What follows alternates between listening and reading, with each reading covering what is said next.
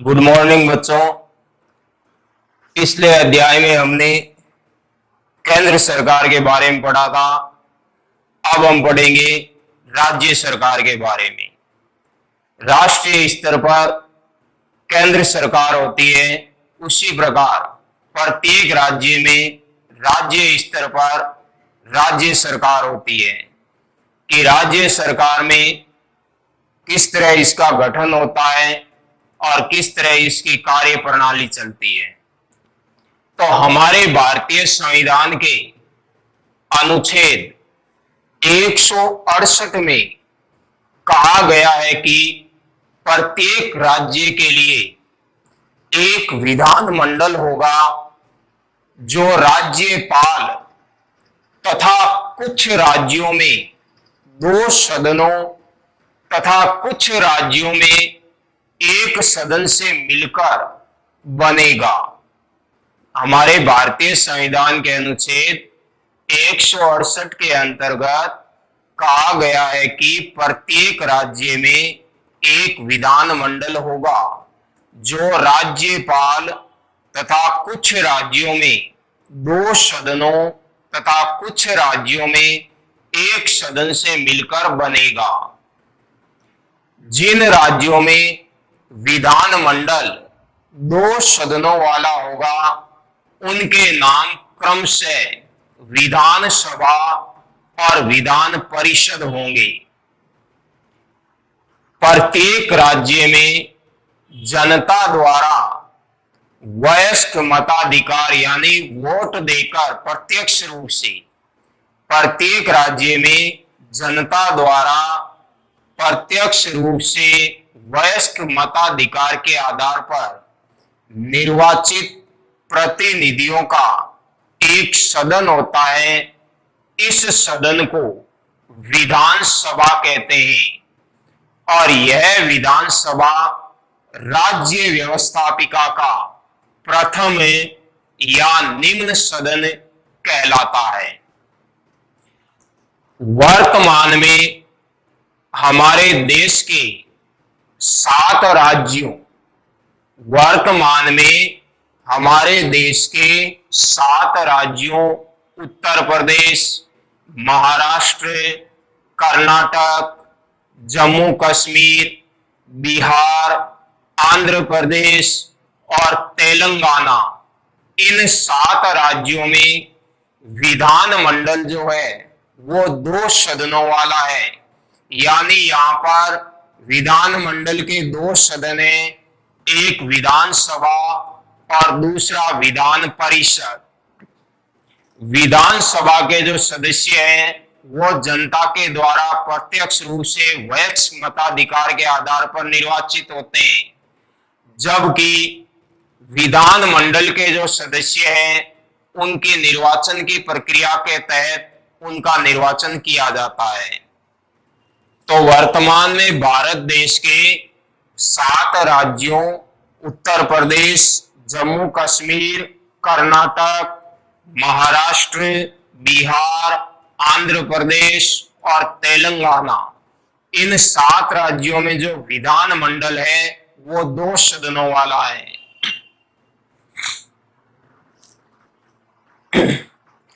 जहां विधान मंडल 2 सदनों वाला होता है उन राज्यों में राज्य व्यवस्थापिका अर्थात राज्य विधान मंडल के 3 अंग होते हैं। पहला राज्यपाल, दूसरा विधानसभा और तीसरा विधान परिषद।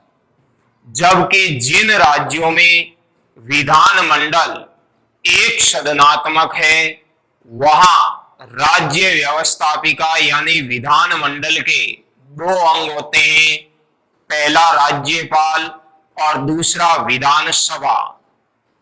तो इन पर कुछ प्रश्न बोल देता हूं कि विधानसभा किसे कहते हैं। तो प्रत्येक राज्य में जनता द्वारा वयस्क मताधिकार के आधार पर निर्वाचित प्रतिनिधियों का एक सदन होता है। विधान मंडल के इसी सदन को विधान सभा कहते हैं। यहीं पर अगला प्रश्न है कि विधान मंडल का प्रथम या निम्न सदन किसे कहा जाता है? तो विधान मंडल का प्रथम या निम्न सदन विधान सभा को कहा जाता है। यहीं पर अगला प्रश्न है कि वर्तमान में भारतीय संघ के कितने राज्यों में द्विसदनात्मक यानी 2 सदनों वाला विधान मंडल है? तो वर्तमान में भारतीय संघ के 7 राज्यों यानी उत्तर प्रदेश, महाराष्ट्र, जम्मू कश्मीर, कर्नाटक, बिहार, आंध्र प्रदेश और तेलंगाना, इन 7 राज्यों में विधान मंडल जो है वो 2 सदनों वाला है। यहीं पर अगला प्रश्न है कि राज्य व्यवस्थापिका अर्थात राज्य विधान मंडल के अंगों के नाम लिखिए। तो इनमें सीधे 3 नाम आ जाएंगे। पहला राज्यपाल, दूसरा विधानसभा और तीसरा विधान परिषद। यहीं पर अगला प्रश्न है कि जिन राज्यों में विधान मंडल द्विसदनात्मक होगा उनमें विधान मंडल के सदनों के नाम लिखो। तो उनमें सदन 2 होंगे, एक विधानसभा और दूसरा विधान परिषद। विधानसभा जो है वो प्रथम या निम्न सदन होगा, जबकि विधान परिषद जो है वो द्वितीय या उच्च सदन होगा।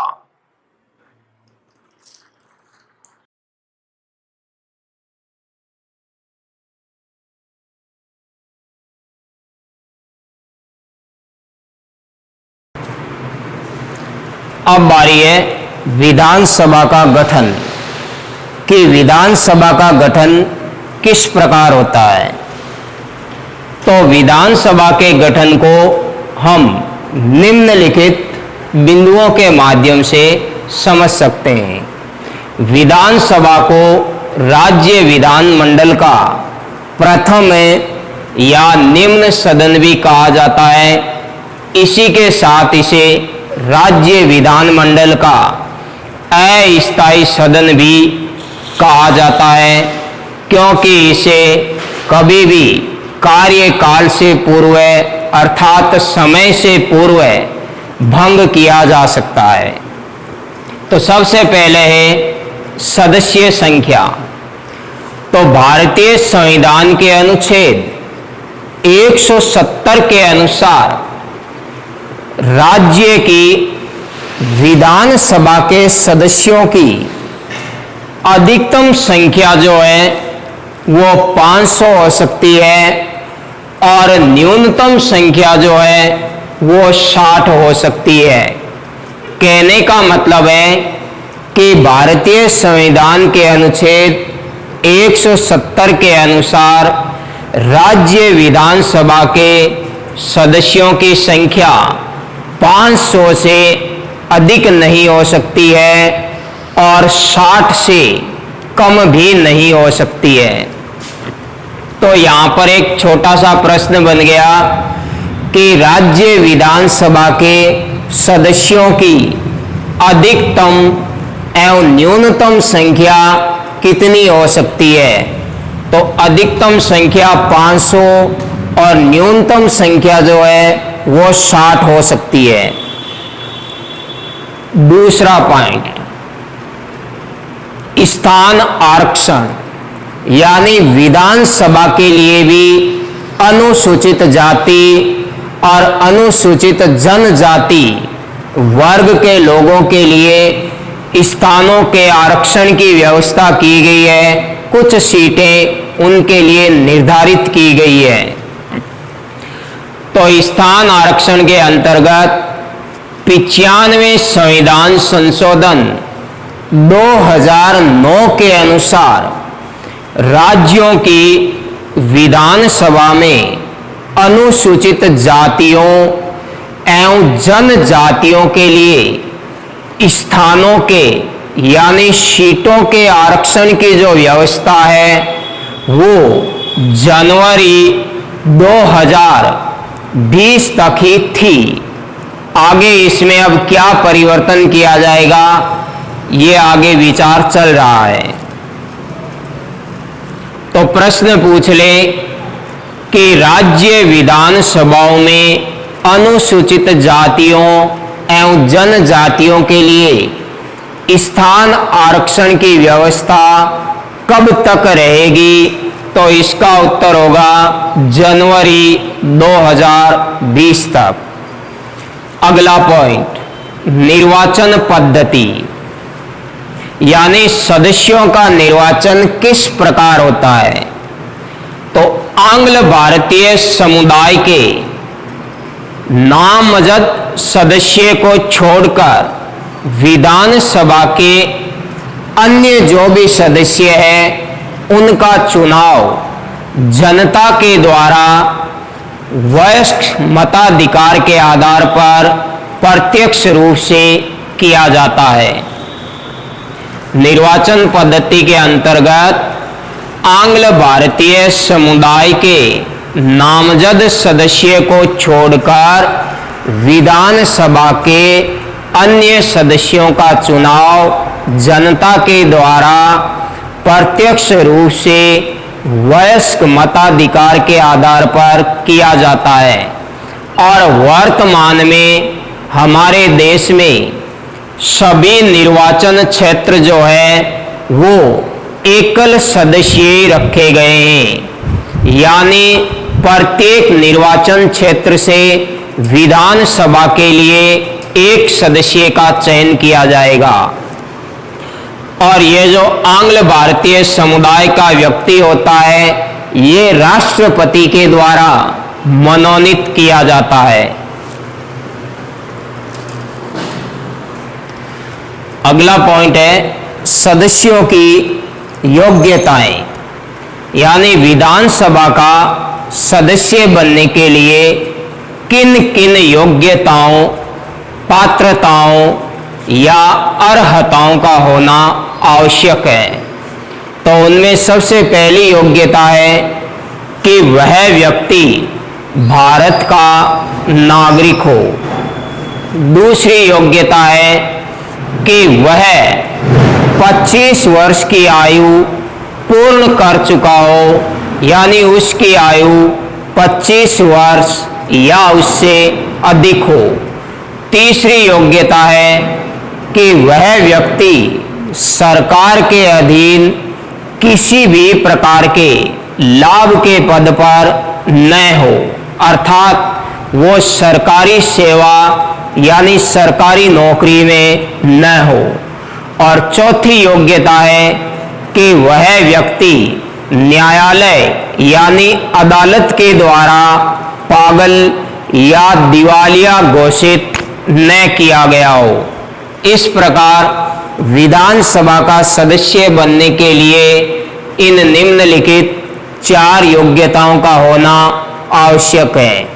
यहाँ पर एक छोटा प्रश्न बन गया कि विधानसभा का सदस्य बनने के लिए किन किन योग्यताओं का होना आवश्यक है। अब 5वां पॉइंट है कार्यकाल। तो सामान्य तौर पर विधानसभा का जो कार्यकाल है वो 5 वर्ष का होता है, लेकिन राज्यपाल जो है वो मुख्यमंत्री के परामर्श से इसे समय से पूर्व भी भंग कर सकता है। इसीलिए विधानसभा को राज्य मंडल का अस्थायी सदन भी कहा जाता है। तो पूछ ले छोटा प्रश्न कि राज्य विधानसभा का कार्यकाल कितने वर्ष का होता है। तो राज्य विधानसभा का कार्यकाल सामान्यतः 5 वर्ष का होता है, लेकिन राज्यपाल इसे समय से पूर्व भी भंग कर सकता है। अगला 6वां पॉइंट है पदाधिकारी। तो प्रत्येक राज्य की विधानसभा में 2 मुख्य पदाधिकारी होते हैं, एक होता है अध्यक्ष और दूसरा होता है उपाध्यक्ष। और इन दोनों का चुनाव जो है वो विधानसभा के सदस्य अपने में से ही करते हैं। तो इस प्रकार विधानसभा में दो मुख्य पदाधिकारी होते हैं, अध्यक्ष और उपाध्यक्ष। तो इस पर छोटा सा प्रश्न हो गया कि विधानसभा के पदाधिकारियों के नाम लिखिए, या विधानसभा के कौन कौन से पदाधिकारी होते हैं। तो एक अध्यक्ष और दूसरा उपाध्यक्ष। अब इस पूरे पर आपके एक निबंधात्मक प्रश्न हो गया कि विधानसभा के गठन का वर्णन करते हुए उसके कार्यों एवं शक्तियों के बारे में बताइए। तो बच्चों, आज हमने विधानसभा के गठन के बारे में पढ़ा है। कल अगले वीडियो में हम विधानसभा के कार्यों और शक्तियों के बारे में पढ़ेंगे। इसके साथ ही विधानसभा अध्यक्ष के कार्यों और शक्तियों के बारे में भी पढ़ेंगे।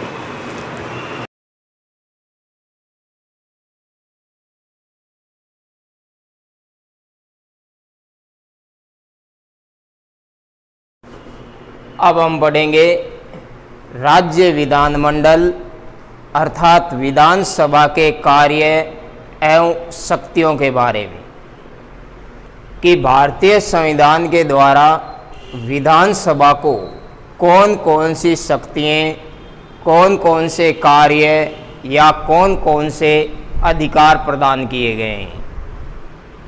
तो विधानसभा के अधिकार, कार्यों एवं शक्तियों को हम निम्नलिखित बिंदुओं के माध्यम से समझ सकते हैं।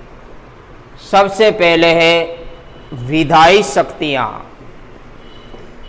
तो राज्य विधानसभा को सामान्यतः उन सभी विषयों पर कानून बनाने की या कानून निर्माण करने की शक्ति प्राप्त है जो राज्य सूची और समवर्ती सूची के अंतर्गत शामिल है। राज्य विधानसभा को सामान्यतः उन सभी विषयों पर कानून बनाने की शक्ति प्राप्त है जो राज्य सूची और समवर्ती सूची में शामिल है।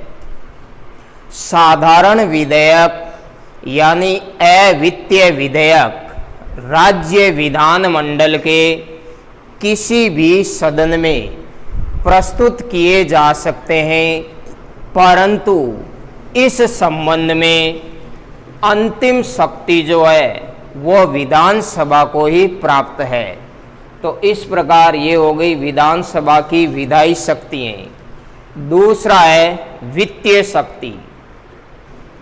तो विधानसभा को राज्य के धन अर्थात वित्त पर पूर्ण अधिकार प्राप्त है, क्योंकि धन विधेयक केवल विधानसभा में ही प्रस्तावित किए जा सकते हैं, विधानमंडल में नहीं। विधानमंडल केवल धन विधेयक को 14 दिनों के लिए अपने पास रख सकता है, उस पर आवश्यक संशोधन के सुझाव दे सकता है, परामर्श दे सकता है। उन परामर्श को स्वीकार करना या न करना ये विधानसभा पर निर्भर है। तो इस प्रकार ये दूसरी शक्ति हो गई वित्तीय शक्ति। अगली शक्ति है या अगला अधिकार है वो है प्रशासनिक शक्तियाँ। तो राज्य मंत्री परिषद जो है वो अपने कार्यों और नीतियों के लिए विधानसभा के प्रति उत्तरदायी है। राज्य मंत्री परिषद अपनी नीतियों और कार्यों के लिए विधानसभा के प्रति उत्तरदायी है। विधानसभा के सदस्य प्रश्न पूछकर, आलोचना या निंदा प्रस्ताव पारित करके, काम रोको प्रस्ताव पारित करके या अविश्वास प्रस्ताव पारित करके मंत्री परिषद पर यानी मंत्रिमंडल पर अपना नियंत्रण बनाए रखते हैं। तो तीसरी शक्ति है प्रशासनिक शक्ति, कि राज्य मंत्री परिषद अपनी नीतियों और कार्यों के लिए विधानसभा के प्रति उत्तरदायी है। विधानसभा के सदस्य प्रश्न पूछकर, निंदा या आलोचना प्रस्ताव पारित करके, काम रोको प्रस्ताव पारित करके या अविश्वास प्रस्ताव पारित करके मंत्रिमंडल को नियंत्रित करते हैं या उस पर नियंत्रण रखते हैं। तो यहाँ पर छोटा सा एक प्रश्न हो गया कि राज्य मंत्री परिषद अपनी नीतियों और कार्यों के लिए किसके प्रति उत्तरदायी है? तो वो है विधानसभा के प्रति उत्तरदायी।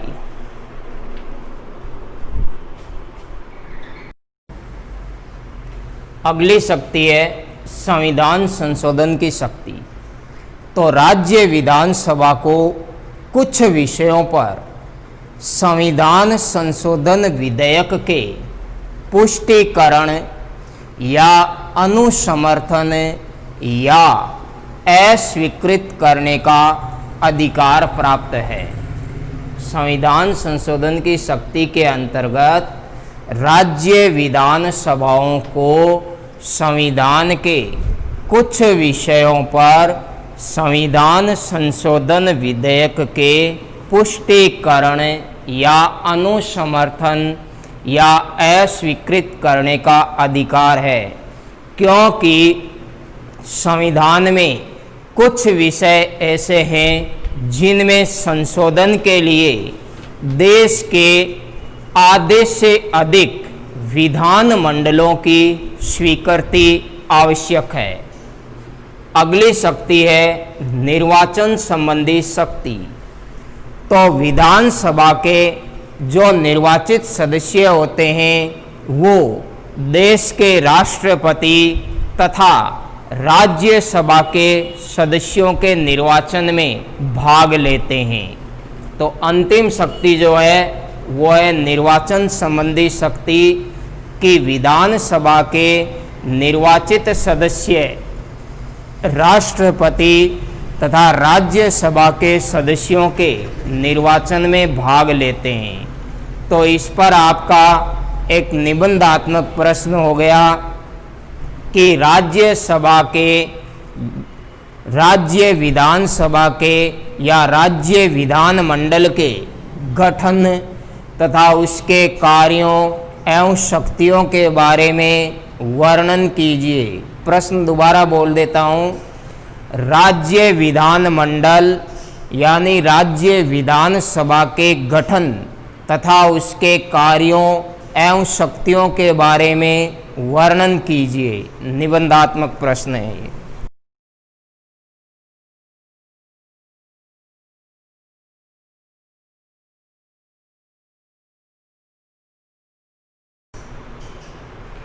अब बारी है विधानसभा अध्यक्ष के कार्य और शक्तियाँ, कि विधानसभा के अध्यक्ष को कौन कौन सी शक्तियाँ प्रदान की गई है या विधानसभा अध्यक्ष के क्या क्या कार्य है।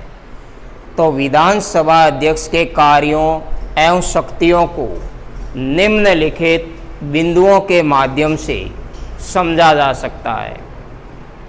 विधानसभा अध्यक्ष के जो कार्य है उन कार्यों में सबसे पहला कार्य है बैठकों की अध्यक्षता करना। दूसरा कार्य है सदन में शांति एवं व्यवस्था बनाए रखना। तीसरा कार्य है सदन की कार्यवाही निर्धारित करना। चौथा कार्य है सदन में पूछे जाने वाले प्रश्नों को स्वीकार या अस्वीकार करना। पांचवा कार्य है मतदान के परिणामों की घोषणा करना या निर्णायक मत देना। और अंतिम है अन्य कार्य या विविध कार्य। तो सबसे पहले अध्यक्षता करना। यानी विधानसभा का जो अध्यक्ष है वो विधानसभा की बैठकों की अध्यक्षता करता है तथा सदन की कार्यवाही का संचालन करता है या कार्यवाही की शुरुआत करता है। दूसरा कार्य, सदन में शांति एवं व्यवस्था बनाए रखना। तो सदन के अंदर शांति एवं व्यवस्था बनाए रखना विधानसभा अध्यक्ष का मुख्य उत्तरदायित्व है या मुख्य कार्य है। इस हेतु उसे समस्त प्रकार की उचित कार्यवाही करने का अधिकार है और सदन का कोई भी सदस्य विधानसभा अध्यक्ष की अनुमति से ही सदन में भाषण दे सकता है। तीसरा कार्य है सदन की कार्यवाही निर्धारित करना। तो विधानसभा का जो अध्यक्ष होता है वो सदन के नेता के परामर्श से सदन की कार्यवाही निश्चित करता है या सदन की कार्यवाही निर्धारित करता है। अब विधानसभा में सदन का नेता कौन होता है? तो विधानसभा में सदन का नेता जो है वो मुख्यमंत्री होता है। उसी के परामर्श से वो सदन की कार्यवाही का क्रम निश्चित करता है। चौथा कार्य है प्रश्नों को स्वीकार करना या अस्वीकार करना। तो विधानसभा अध्यक्ष जो है वो विधानसभा सदस्यों के द्वारा पूछे जाने वाले प्रश्नों को स्वीकार करता है और यदि कोई प्रश्न नियम के विरुद्ध हो तो उसे वो अस्वीकार भी कर सकता है। अगला कार्य है मतदान के परिणामों की घोषणा करना तथा निर्णायक मत देना। तो विधानसभा का जो अध्यक्ष है वो मतदान के परिणामों की घोषणा करता है। सामान्य परिस्थितियों में वह मतदान में भाग नहीं लेता है, किंतु यदि किसी प्रश्न के पक्ष में और विपक्ष में बराबर यानी समान मत हो तो ऐसी परिस्थिति में वह यानी विधानसभा का अध्यक्ष अपना निर्णायक मत, अपना निर्णायक वोट भी दे सकता है। फिर छठा कार्य है अन्य कार्य। तो इसके अंतर्गत दो कार्य है कि कोई भी विधेयक, धन विधेयक यानी वित्त विधेयक है या नहीं, इसका निर्णय विधानसभा का अध्यक्ष ही करता है। और दूसरा कार्य है दल बदल संबंधी याचिकाओं को खारिज करना।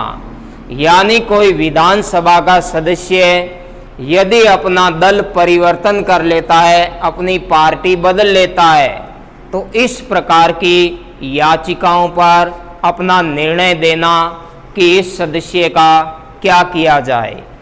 तो इस प्रकार ये विधानसभा अध्यक्ष के 6 कार्य हैं। तो इस पर आपके एक प्रश्न बन गया कि विधानसभा अध्यक्ष के कार्यों एवं शक्तियों का वर्णन कीजिए।